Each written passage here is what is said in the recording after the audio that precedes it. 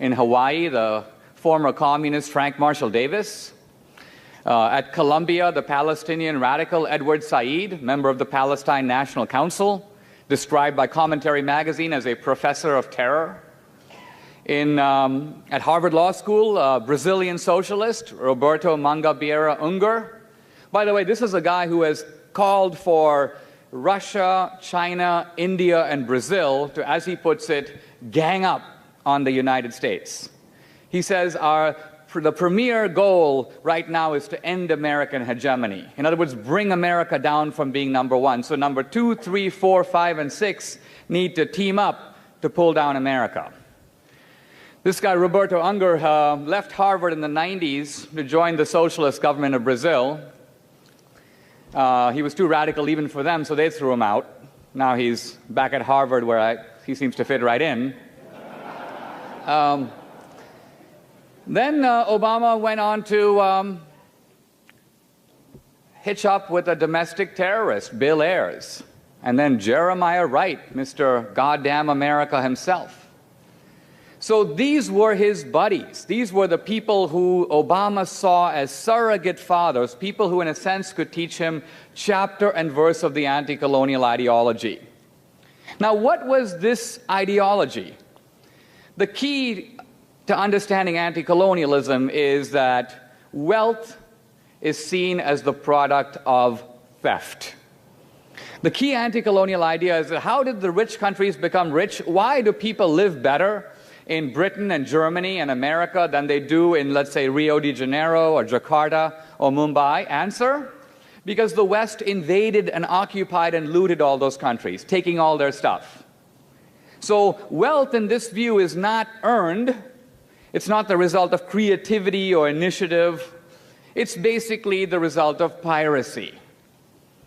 In 1965, Barack Obama Sr. wrote an article in the East Africa Journal. He was talking about what does a country do when you got all these rich guys at the top. And he mentions a bunch of solutions, but one of them is very high tax rates. And he says, I'm quoting him now, theoretically, there's nothing that can stop the government from taxing 100% of income. 100% tax rates.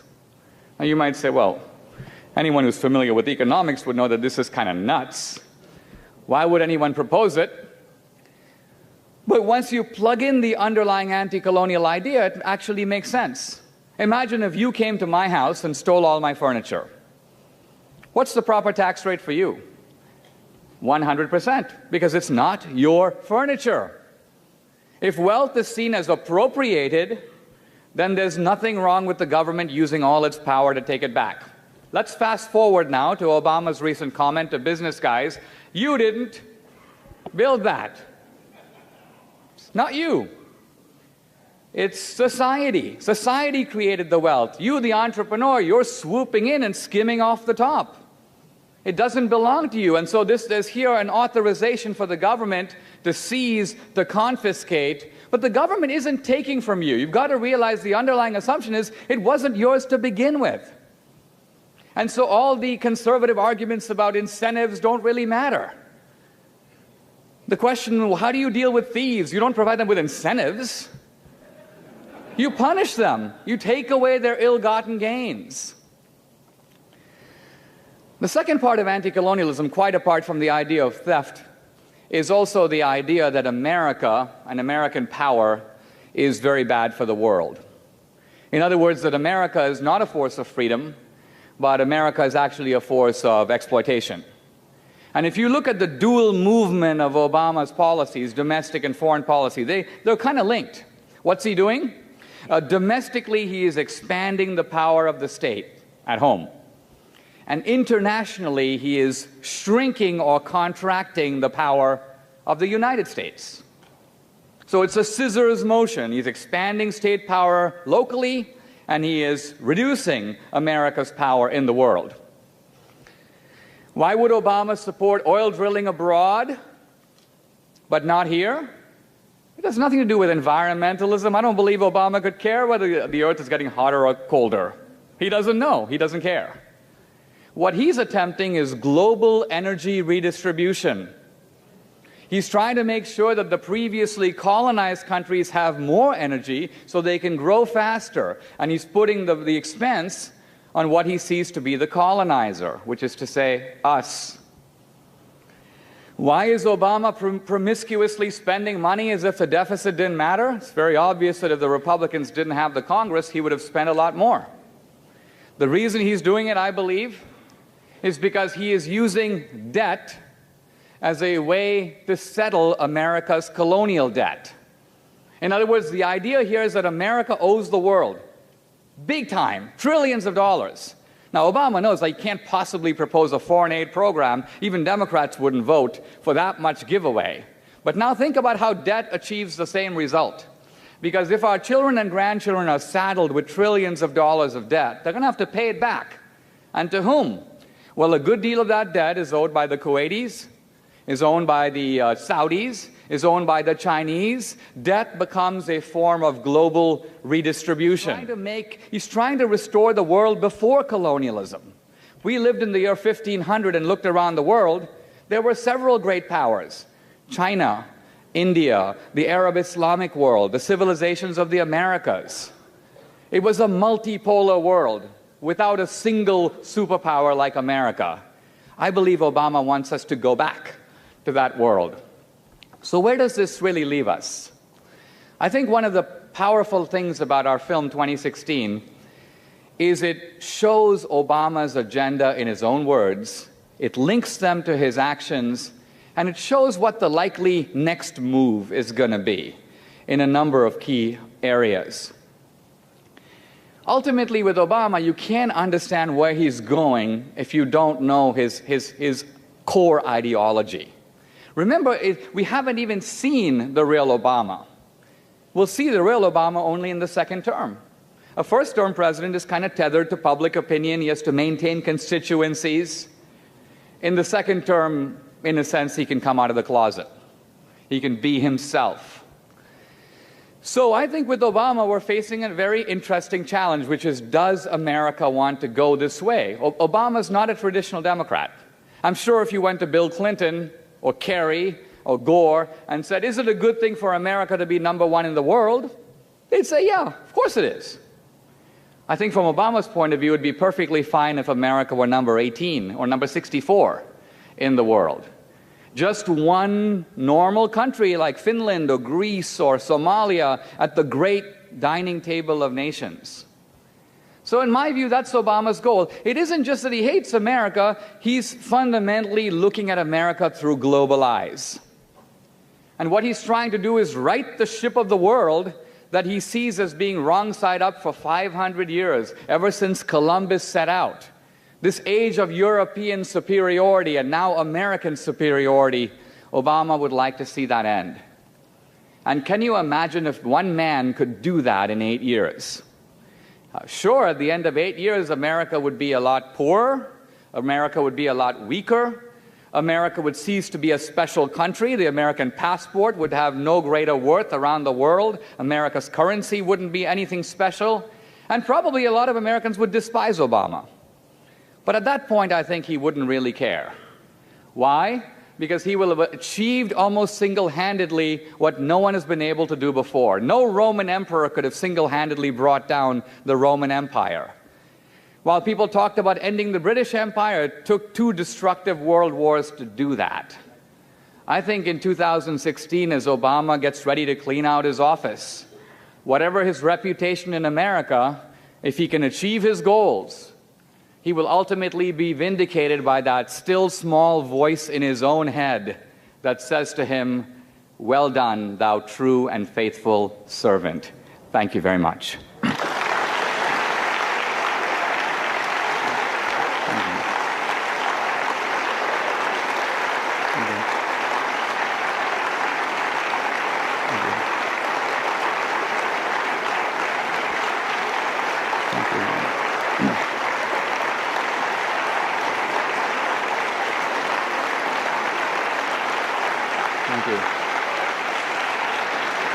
Thank you.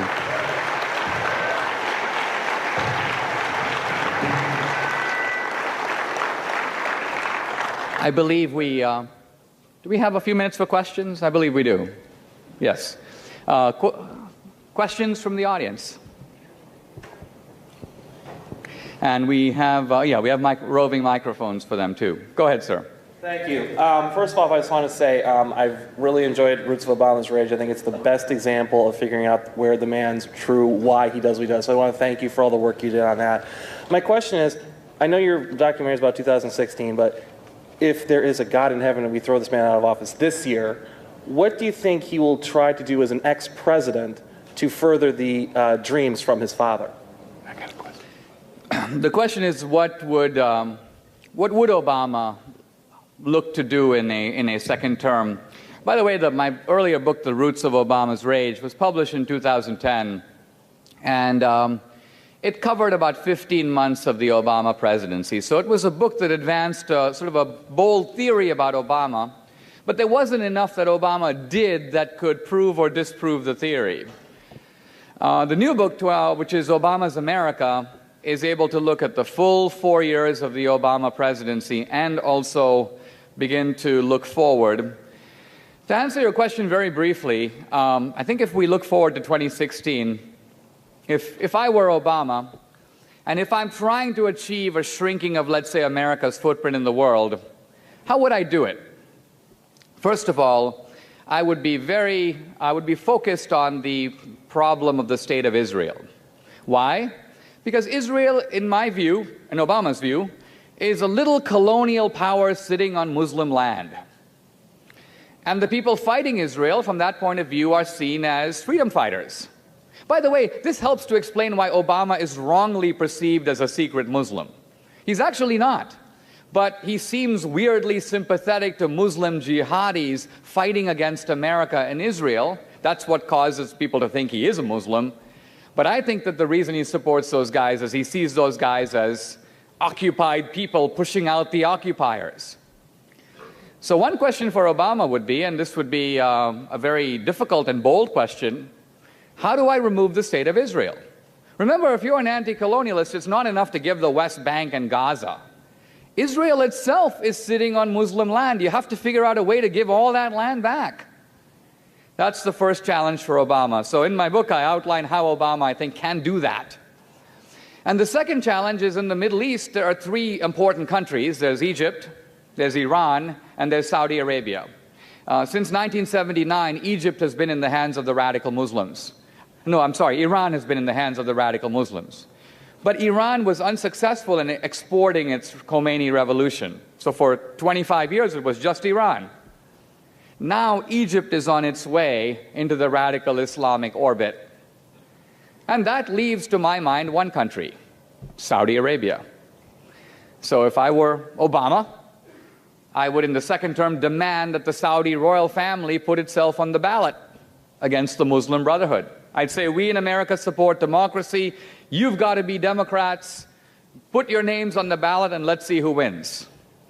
It's kind of obvious who would win that election, by the way. It would be the Muslim Brotherhood. And if that happens, then the radical Muslims control the tripod of three significant countries in the region.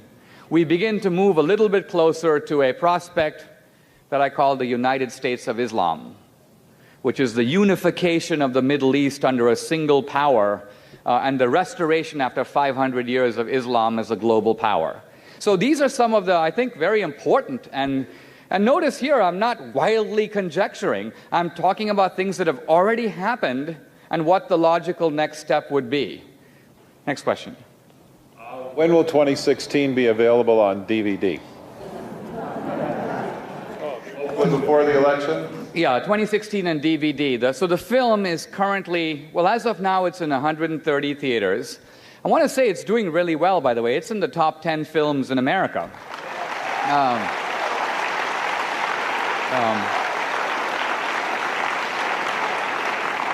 So it's going to ramp up. So 600 theaters next Friday, and we hope to be everywhere by the time of early September, when Americans really begin to focus as a country on politics.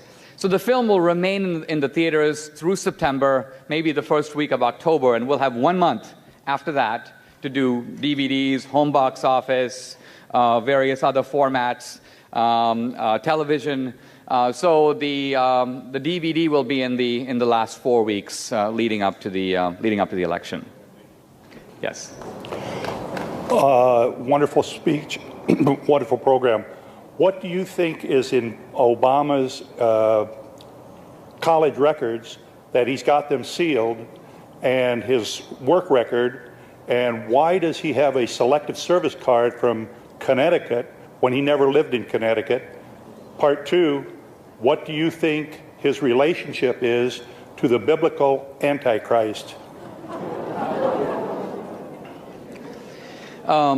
Obama, there tends to be a lot of emphasis on this, on the sort of birther controversy with Obama, but interestingly, Obama took the SAT to get into college, but his SAT score is unknown. At Columbia, his grades and GPA are unknown. He wrote a thesis. Its contents are unknown. He took the law school admissions test to go into Harvard Law School. His LSAT score, unknown. The New York Times wanted to interview people who knew Obama when he was a student at Columbia. Not even his classmates, people who may have roomed with him, or even janitors who cleaned his apartment. They couldn't find a single person alive who knew Obama. And Obama flatly refused to provide any such information. Obama, recently in David Marinus's book about Obama, he names a girl who dated Obama, claims that she was the girlfriend that Obama refers to in his own book, but their stories don't match. And when Marinus went to Obama, Obama said, no, I actually had lots of girlfriends, which is interesting because none of them have come forward. No journalist has ever interviewed any one of them. And so this is a man with many black holes in his biography. And I think this is the result. When we were doing our film, we'd be in Hawaii, we'd be in Indonesia, we'd talk to people who were related to the Obamas, knew his dad, knew his mom's thesis advisor, knew young Obama. And I'd ask them, well, when were you last interviewed? And they were like, we've never been interviewed. No one's been down here. So incredibly, this guy is, this is the biggest story in America, and it is being truly uncovered, not covered, in the mainstream press. It's a little bit of a scandal, I think, and it's not good for our democratic politics. It's not just the liberal media, by the way. The liberal media was pretty tough on Clinton and on Carter. There's another factor that's going on here that leads people in the press not only to not cover Obama, but when incriminating information surfaces, to try to squelch it and spike it and discredit the people who are bringing it out. And that gives you a little preview of the kind of reaction you can expect as our film goes national.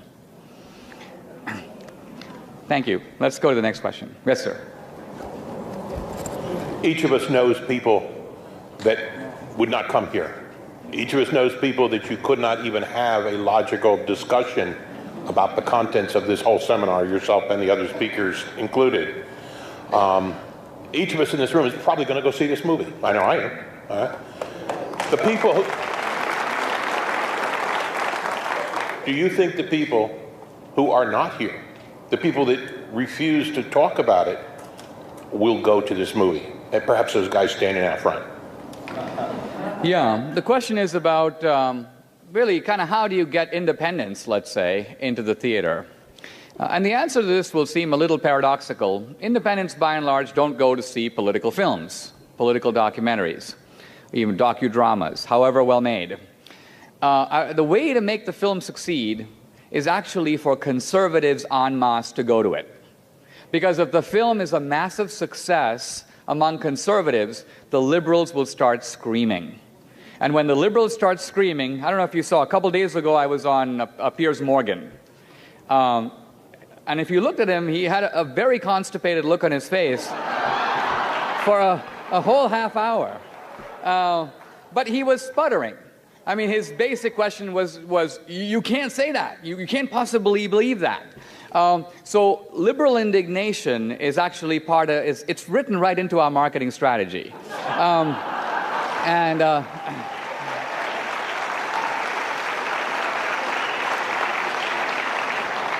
But the point being, when independents hear that, oh, everyone's talking about this, there's a big hubbub about it, hey, I'm going to be voting in a few months, let me go see the film. That's how you get independents into the theater. So there's actually something that you can do, even if you have like-minded friends.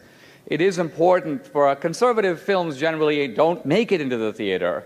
It's really important that our film do well in order to generate the kind of debate and have the kind of reach that we need to have. Yes? What really baffles me, as much as we do know about Obama, at least some of us, and based upon your research and some other books that have been published, how are the liberals able to keep all this out of the mainstream press when a conservative mentions anything about his birth certificate or where he attended college, such as Occidental? We have every reason to believe he never did attend Occidental. There must be tremendous money like Soros or somebody like Soros that has been sponsoring Obama like the chosen one to save the world. He's gotten away, I don't want to use the word murder, but he's gotten away with what was physically, it was impossible a few years ago. Yeah. I think with Soros and Obama, you're dealing with two meteors that are coming from different places but happen to be firing in the same direction. I don't think Obama's a pawn of Soros, and neither is Soros a pawn of Obama's. Soros represents European anti-Americanism, that European disdain and disgust that this sort of a new barbaric country is at the top of the world. And Soros has that kind of familiar European condescension and I think animus toward America. Obama's animus is coming from different shores. It's third world anti-Americanism that was baked in the anti-colonial atmosphere of the 60s and 70s. There is anti-colonialism in Europe also, but here's the big difference. European anti-colonialism is based on guilt, but third world anti-colonialism is based on rage. And while those two can intersect, they're actually a different emotion. So these are ships that are moving in the same direction, so to speak. So that's the point. I think with Obama, it's not that he's a pawn of someone. The key to Obama's success is he has a secret weapon. And what's his secret weapon? His secret weapon is that he is able to offer white America a certificate of racial absolution. If Obama is given a second term, what types of changes in his administration or in his cabinet? We know, of course, it's Cass Sunstein is leaving. What types of changes do you see happening that would help him achieve his goals? Godspeed. Well, I think Obama has had to, in his personnel appointments, be a little bit cautious in the first term. Partly because he was new. He needed to figure out how to operate and maneuver. And so he started with some Clinton people. And he realized pretty soon that the Clinton people were trying to block him. They were trying to block him. Why? Because they're traditional Democrats. So if you look, for example, in Bob Woodward's book, he talks about the fact that again and again on Iraq and Afghanistan. And by the way, the issue in Iraq and Afghanistan is not should America get out. Bush would have pulled us out as well. The intention was always to get out.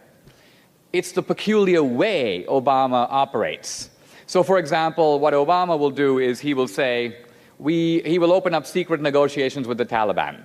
He will say, we are trying to find good Taliban. Interestingly, since 9/11, these good Taliban have yet to surface. But apparently the Obama people are doing business with them.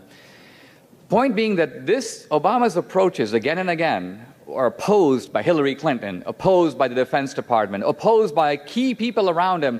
And this is why the whole idea that Obama is a big fat bungler is not true. Obama has actually redefined the citizens' relationship to the government. He has redefined our foreign policy. He shrunk our footprint in the world. He has achieved more in one term than just about any Democrat since FDR, from his point of view. Now, from our point of view, we see him as not doing the things that we want, and we think he's foolish. But he doesn't intend to do those things. So by his own standard, he is succeeding spectacularly, and we can expect him to succeed even more in second term, if he gets one. Yes.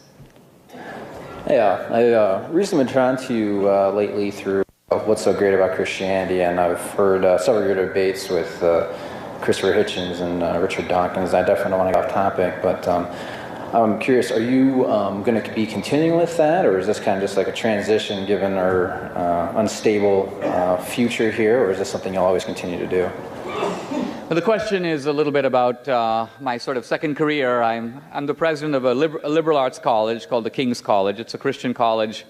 And so I sort of have one foot in two worlds. I write about politics, and I've been doing that for 25 years, and I'm a secular writer. But in the last few years, I've been taking on many of the leading new atheists around the country and debating them on campuses. Christopher Hitchens was my most formidable opponent, and obviously we miss him. He died some months ago. So yeah, I'm still doing 3 or 4 of those debates a year. I feel it keeps us thinking about the big questions that remain really important. But my attention now, and certainly over the next several months, is focused very much on Obama. Hey, I realized I didn't address the question about the Antichrist. Somewhat like the mosquito at the nudist colony. I'm not sure where to begin with that one. All right.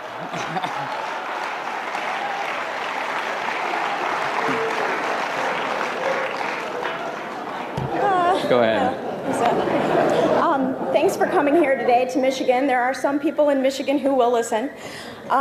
You made a comment about the possibility in 8 years of a single person destroying America. I agree with you. I think that if Reagan was known as the great communicator, Obama's legacy will be the great destroyer.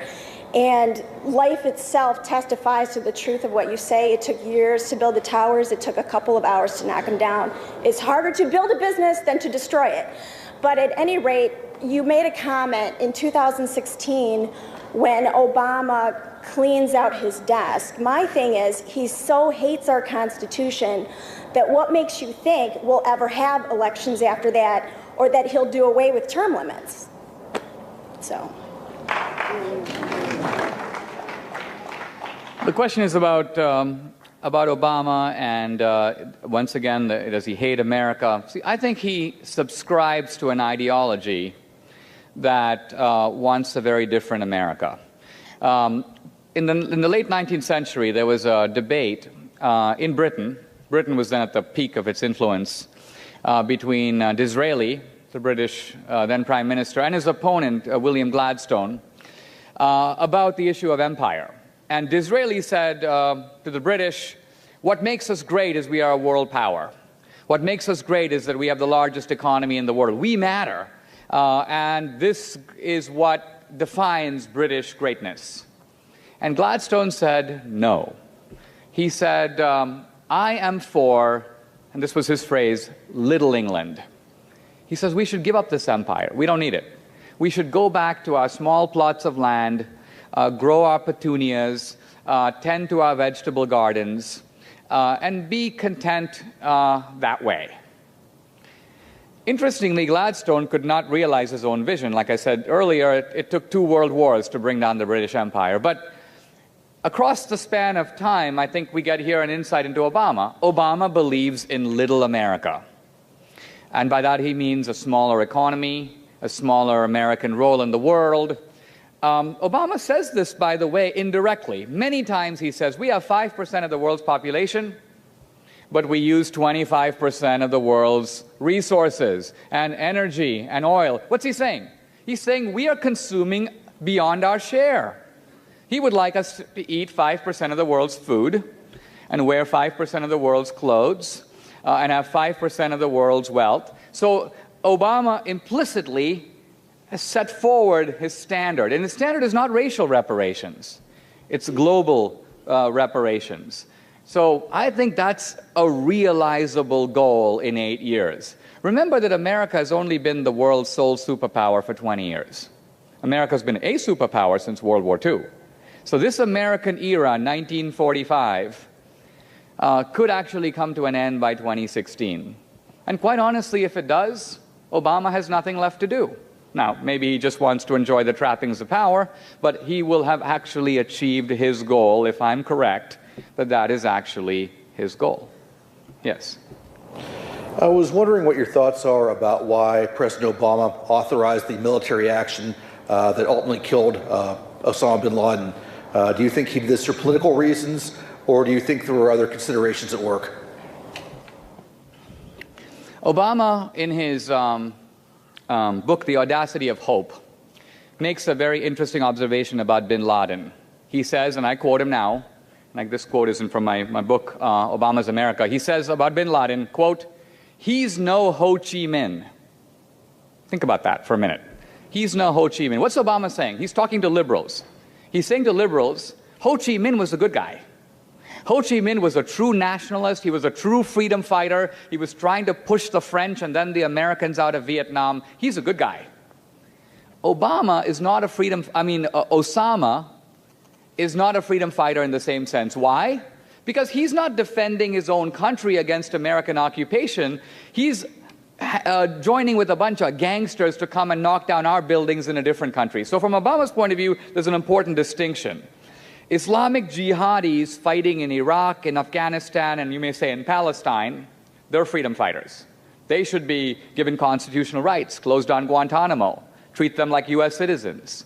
But bin Laden, al-Zawahiri, the al-Qaeda guys, they're gangsters, international criminals. Send the sheriff to go get them. So there is no inconsistency in what I'm saying. It fully explains why Obama would use force against bin Laden while remaining oddly solicitous toward Muslim jihadis in so-called occupied territories. Yes. Hi, my name is Daniel, and I'm a returning veteran from my 5th deployment to Afghanistan. Thank you. Thank you. Thank you. My question is regarding the drawdown in Afghanistan and also the total drawdown of forces worldwide, and also the force as a whole, the U.S. military. Do you feel that he wants to dismantle the U.S. military, or is there some other reason behind this? When the question is about the military and resources to the military, you know, when Obama is asked about the military and military cuts, and there have been some deep cuts, he says we can't afford it. It's a necessary evil. Right. No, I agree. I agree. But what I'm trying to say is Obama suggests that, look, we're in a budget crisis. We can't afford military spending. But interestingly, he doesn't feel that way about other domestic spending. He's letting every other division grow. So this gives you a sense of Obama's sort of priorities. Now, the truth of it is if you want to slash nuclear weapons, you can. But you have to increase conventional forces. Because, think about it. China can put 80 to 100 million people on the battlefield. We can't. We rely on technology and superior force to counter that kind of, let's say, a Chinese invasion of Taiwan. Now, we don't need nuclear weapons, but then we need to be able to put a lot of boots on the ground, ships, planes. So conventional forces are costlier than nuclear bombs. And yet what Obama's doing is, again, with blind disregard for all these trade-offs that have been known for decades, he's just slashing both. He's slashing the military, and he's also dramatically drawing down our nuclear forces. So what's going on? I mean, I think Obama's strategy is the opposite of Reagan's, peace through weakness. And to put it even more sharply, historically, if Reagan deserves some credit for the dissolution of the Soviet Empire, it may be that Obama will have to get some historical credit for helping to produce the United States of Islam. Thank you. Two quick questions here. I've heard some rumblings that if things aren't looking good for his re-election, he'll impose martial law. Your thoughts on that? And two, God forbid, if he does get re-elected, what can we do to stop him from bringing us down?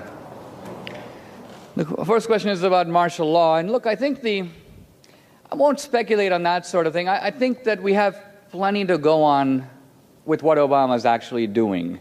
We can assess the things that he's done, and we can infer what the next steps might be. If Obama is reelected, look, I think that those of us who believe in a different dream, I'm an immigrant, right? So I love America, I believe in the American dream. To me, the great paradox is I'm a third world guy who's embraced America. Obama is an American-born guy who's embracing a third world ideology. So we've actually traveled opposite paths. While it is true, as someone said a moment earlier, that it's easier to pull a fence down than to build one up, I do think that there's enormous resilience in the American people. People say, well, the American people were so dumb they voted for Obama in the first place. No. First of all, Obama didn't disclose who he was. A lot of people voted their best ideals with Obama. They basically said that this is a symbol of America getting beyond its racial past. It would be great to have a president who looks like Obama and represents what Obama represents. So Obama knew that, and he was able to use that sort of hidden power. But I think now, 4 years later, and this is part of the message of our film, is, 4 years ago, we didn't know Obama. Now we do. So now the real decision-making power is not in his hands, it's not in my hands. It's in the hands of the American people. Yes. Hi, I'm Stan Ennis from this area, but I'm an alumnus of the King's College, and I want to thank you for what you've doing for King's College and also what you're doing for this nation. And my question to you is, how can we as parents and grandparents help our families and our friends think right when it comes to our country and that they can do what they can do to make sure that we keep our country what our grandparents did. Thank you. Question is, how do we get people to think hard about these issues and about America? Sometimes at the King's College, I'm talking to these Christian students, and they, in making arguments, they tend to resort and appeal to the Bible. And I say to them, wait, think for a moment. It used to be 50 years ago that America was a sort of a Christian culture. And you could appeal reflexively, or Judeo-Christian, if you want, you could appeal to the Ten Commandments, and everyone kind of agreed that that's a good way to live. And everyone kind of agreed that the Bible is an authoritative, if not the Word of God. But I said, but wait a minute. Now we're living largely in secular culture. And that consensus has somewhat dissolved. So if you're going to make arguments about gay marriage or any other subject, it's not going to be enough just to quote from the book of Leviticus or the Gospel of Matthew. You're going to need to have a different language to get through to people who don't share your assumptions. Now, why am I saying this? Exactly the same thing is true with modern American conservatism. Conservatism was once the native language of American politics. But because of some dramatic shifts in our culture, accelerated by Obama, that language is now unfamiliar and strikes people as a certain kind of insider baseball talk.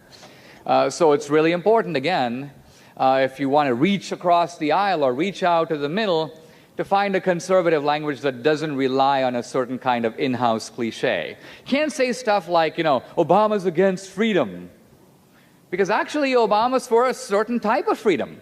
He may be against economic freedom, but he's certainly for greater sexual freedom. So in other words, what kind of freedom are we talking about that we want to advance? So again, things that we understand within the room are not necessarily understood in the larger society. One way we help our young people think about these questions is to return to first principles. And a really good place to start is, of course, the American founding. Yes. That seems to be a nice segue to my question. When I hear Obama, when I hear hardcore Democrats speak, liberals, they have their own sense of righteousness. They have a true sense of justice. It's just very different from ours. And they have a real set of core principles. And our country has come so far, and the church is utterly confused on even biblical values, a biblical worldview, that I find it's actually easier for me to talk to someone in the secular world than a pastor of a church. Can you comment on the role of pastors of the church in America, because when I look at, if we just had unity amongst ourselves, we could take back this country.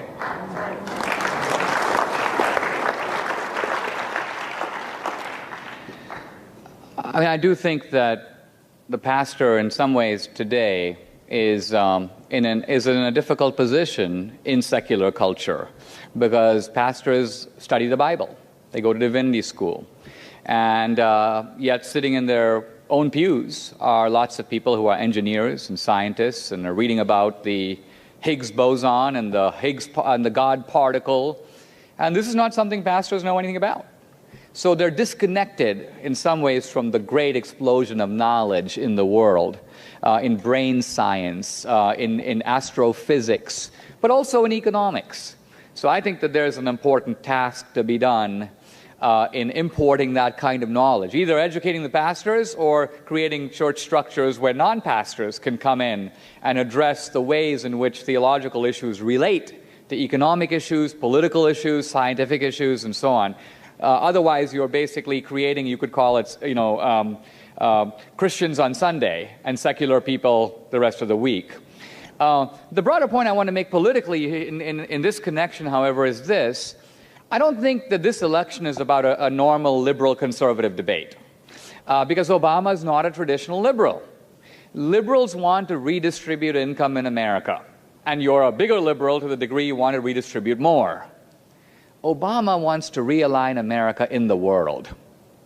That is a different agenda completely. And I think, for me, through the film, through my book, exposing that agenda is the way of challenging Obama in his own constituency. Even African Americans have taken devastating economic losses, but they hang with Obama. Because why? Because they think, well, he's one of us. He's our champion. One of the things you see in the film is we don't argue this point, but as you follow the film, you're in Hawaii, you're in Indonesia, you're in Pakistan, you're in Kenya. You suddenly realize this is not Selma, this is not Montgomery, this is not the segregationist South. This guy has had a very different history. You don't say it, but you show it. And then people go, wow, maybe, liberals are puzzled, like, why doesn't Obama seem to care about the poor? Typical answer, he's too cerebral. He's very professorial. He thinks at such a high level that he doesn't connect with ordinary emotional issues. Dinesh's theory, Obama doesn't seem to care about the poor because he doesn't. His focus is on pulling down the rich. You don't need another theory. So bottom line is that with Obama, you're dealing with a new kind of guy. Now, there's no question in my book, my film, they're going to attack us and say, why are you doing all this? Why are you getting into his past and so on? When I was on C-SPAN a couple of years ago, Jonathan Alter says, in America, Dinesh, we don't judge people by what their fathers believe. Ronald Reagan's father was an alcoholic. And yet we don't judge Reagan by what his father thought. I said, well, yeah, but Reagan didn't write a book called Dreams from My Father. Obama has made his multiculturalism, his history, his past, his story, the centerpiece of who he is. Never once has he said, I did some crazy things when I was in my 20s and 30s, but I'm way over that now. That was my Ted Kennedy moment, but I've matured. No. To this day, if he's asked questions, he goes, go read my book. I wrote a 400-page book. It's all in there. So Obama claims his past. He claims this multicultural history, and all we're saying is, let's just examine just quite how multicultural it really is, and what these influences really are. And let's just not read his book by saying, here's a funny name multicultural guy, and here's another funny name multicultural guy. Let's realize this guy was a dangerous revolutionary, and this guy used to blow up bridges, and this guy tried to bomb the Pentagon, and this guy has called for the destruction of Israel, so that once you can actually put a story together that in a way hasn't been told. And I think that's why people are responding to our film with such a force of revelation. It's not because we're master sleuths. It's just because the story has, in a way, not been told. And it's a story that very much needs to be told. Thank you very much. Really appreciate it. Thank you.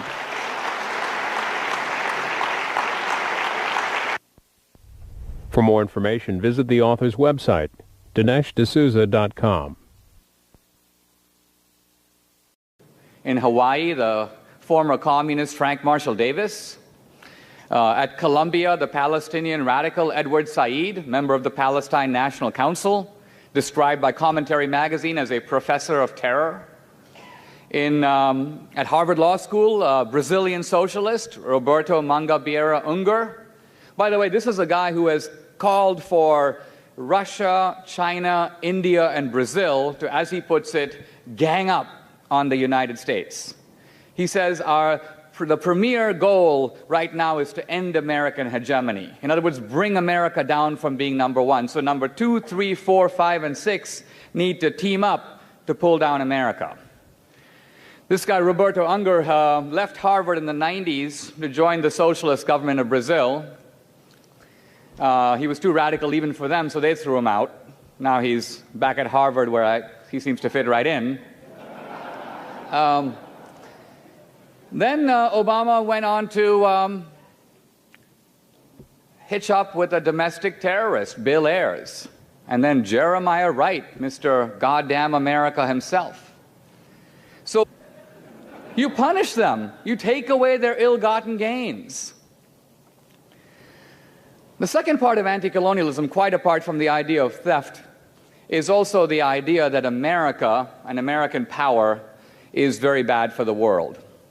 In other words, that America is not a force of freedom, but America is actually a force of exploitation. And if you look at the dual movement of Obama's policies, domestic and foreign policy, they're kind of linked. What's he doing? Domestically, he is expanding the power of the state at home. And internationally, he is shrinking or contracting the power of the United States. So it's a scissors motion. He's expanding state power locally, and he is reducing America's power in the world. Why would Obama support oil drilling abroad, but not here? It has nothing to do with environmentalism. I don't believe Obama could care whether the earth is getting hotter or colder. He doesn't know. He doesn't care. What he's attempting is global energy redistribution. He's trying to make sure that the previously colonized countries have more 100% of income. 100% tax rates. Now you might say, well, anyone who's familiar with economics would know that this is kind of nuts. Why would anyone propose it? But once you plug in the underlying anti-colonial idea, it actually makes sense. Imagine if you came to my house and stole all my furniture. What's the proper tax rate for you? 100%, because it's not your furniture. If wealth is seen as appropriated, then there's nothing wrong with the government using all its power to take it back. Let's fast forward now to Obama's recent comment to business guys, you didn't build that. It's not you. It's society. Society created the wealth. You, the entrepreneur, you're swooping in and skimming off the top. It doesn't belong to you. And so there's here an authorization for the government to seize, to confiscate. But the government isn't taking from you. You've got to realize the underlying assumption is it wasn't yours to begin with. And so all the conservative arguments about incentives don't really matter. The question, well, how do you deal with thieves? You don't provide them with incentives. So these were his buddies. These were the people who Obama saw as surrogate fathers, people who in a sense could teach him chapter and verse of the anti-colonial ideology. Now, what was this ideology? The key to understanding anti-colonialism is that wealth is seen as the product of theft. The key anti-colonial idea is that how did the rich countries become rich? Why do people live better in Britain and Germany and America than they do in, let's say, Rio de Janeiro or Jakarta or Mumbai? Answer: because the West invaded and occupied and looted all those countries, taking all their stuff. So wealth in this view is not earned. It's not the result of creativity or initiative. It's basically the result of piracy. In 1965, Barack Obama Sr. wrote an article in the East Africa Journal. He was talking about what does a country do when you got all these rich guys at the top. And he mentions a bunch of solutions, but one of them is very high tax rates. And he says, I'm quoting him now, theoretically, there's nothing that can stop the government from taxing energy so they can grow faster. And he's putting the expense on what he sees to be the colonizer, which is to say, us. Why is Obama promiscuously spending money as if the deficit didn't matter? It's very obvious that if the Republicans didn't have the Congress, he would have spent a lot more. The reason he's doing it, I believe, is because he is using debt as a way to settle America's colonial debt. In other words, the idea here is that America owes the world, big time, trillions of dollars. Now, Obama knows that he can't possibly propose a foreign aid program. Even Democrats wouldn't vote for that much giveaway. But now think about how debt achieves the same result. Because if our children and grandchildren are saddled with trillions of dollars of debt, they're going to have to pay it back. And to whom? Well, a good deal of that debt is owed by the Kuwaitis, is owned by the Saudis, is owned by the Chinese. Debt becomes a form of global redistribution. He's trying to restore the world before colonialism. We lived in the year 1500 and looked around the world. There were several great powers: China, India, the Arab Islamic world, the civilization